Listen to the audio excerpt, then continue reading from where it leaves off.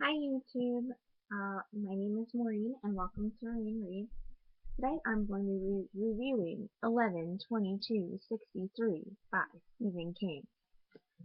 This book was amazing. It follows the story of Jake Epping, and he is an English teacher, and he has a friend, and inside his diner is a portal back in time to 1962. Actually, it's not 1962. It's about 1958 the portal takes him to. And, his friend has this idea, like, what if we could change history with this portal? And what if we could go back in time and stop the assassination of JFK? So he goes back, one, and tries to do it. Something happens. He doesn't do it. Um, but, every time he goes in and goes out, it's only like 2 minutes in real time, even though he could be down there for years. And the other thing is, though, every time he does leave and come back, everything resets itself. So the second time, he ends up in a town and he meets a lovely young lady named Sadie. And Sadie kind of changes his feelings about pretty much everything. And it is actually a super, super cool book. Um, if you have read other Stephen King novels, you know that he likes to connect, stories within stories. Characters know each other.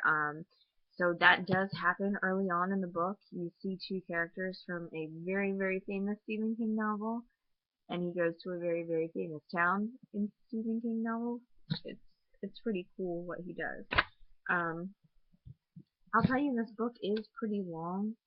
Um, Let me see here. That's not what I need.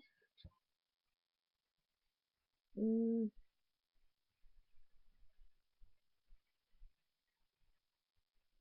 mm, Let me see. 842 pages, so it is pretty long, pretty thick. But to be honest with you, it was a very easy read. I read it really quickly, especially for it being almost 900 pages. It didn't take me all that long. It was a page turner. I kept going and going with it. Things I did love about this book, I read it along the time that they were doing the 50th anniversary of the JFK assassination, so I thought that was cool. This was also like one of my holiday or my Halloween reads because it was Stephen King. It's definitely not scary. The only thing that is kind of scary about is, thinking about what if we could change the future. That's pretty cool. Um, there's definitely not a lot of characters like there usually are in Stephen King novels. I could keep track of all the characters pretty easily. Um, you do actually see Harvey Oswald in this book too, which is pretty cool.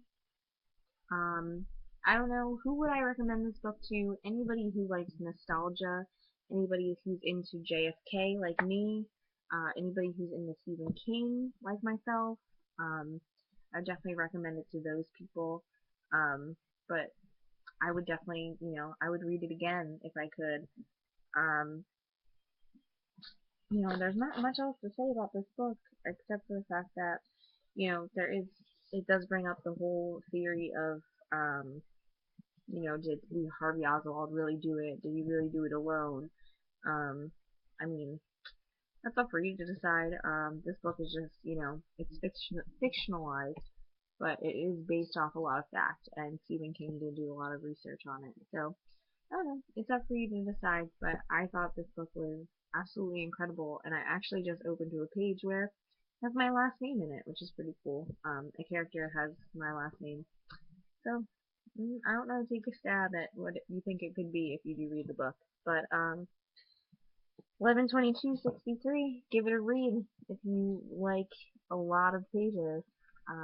So YouTube, until we meet again.